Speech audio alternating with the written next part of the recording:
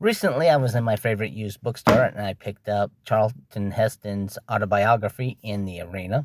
And being a big Planet of the Apes fan, I thought, well, what does Heston have to say about Planet of the Apes? So, this is what I learned about Planet of the Apes from Charlton Heston's autobiography.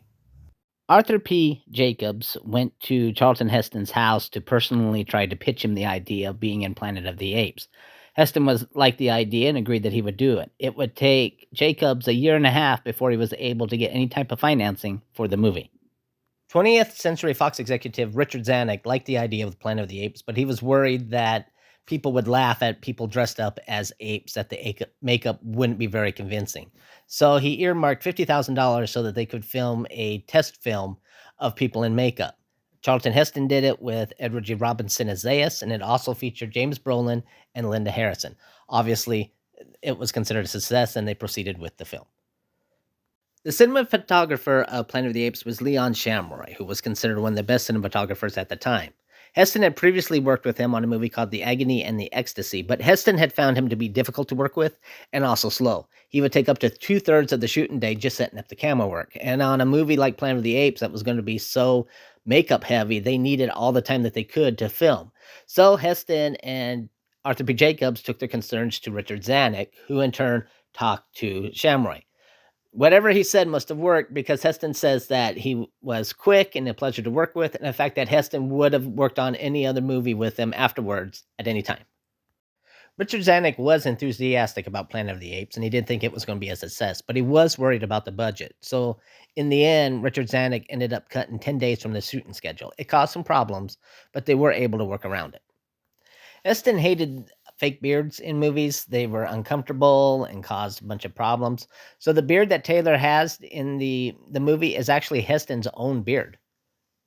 When Heston gives his iconic line of "Get your stinking paws off me, you damn dirty apes," Taylor has a raspy voice. Turns out Heston had a cold at the time, and according to Heston, it's the only time during his career when he was filming a movie that he had a cold. Heston writes that all of the actors that were in makeup would all congregate with the same people in the same makeup. So the people playing the chimpanzees would stay with the chimpanzees, the people playing the gorillas would stay with the gorillas, and the people playing the orangutans would stay with the orangutans. Heston writes that one of the early screenings that he was at for the movie Planet of the Apes, this attractive woman comes up to him and says hi to him and seems to know who he is. He, however, has no idea who she is.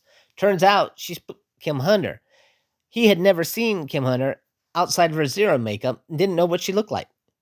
Originally, the part of Dr. Zaius was going to be played by Edward G. Robinson, but after doing the makeup test film, Robinson decided that the makeup was just going to be too much for him and dropped out.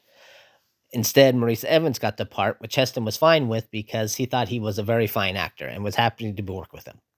Heston goes on to say that the three main people that he worked with, Kim Hunter, Maurice Evans, and Roddy McDowall, were all brilliant as the apes and was actually very impressed with what they did. Heston doesn't have much to say about Beneath the Planet of the Apes. The only thing that he mentions that is that he wasn't really interested in doing it and that he only agreed to work with them for a short number of days. But he does say that he talked to the director and asked if he could be the one that blows up the planet. One thing that I thought was interesting was despite the fact that he spends the most scenes with Linda Harrison, and she was the girlfriend of Zanuck, Heston never mentions Linda Harrison as Nova. Granted, she was scantily clad, and he's married, so maybe that was why. My name's Cliffy. I hope you liked this video as much as I liked making it. If you ever get a chance, like and subscribe, and check out some of my other videos, and take care.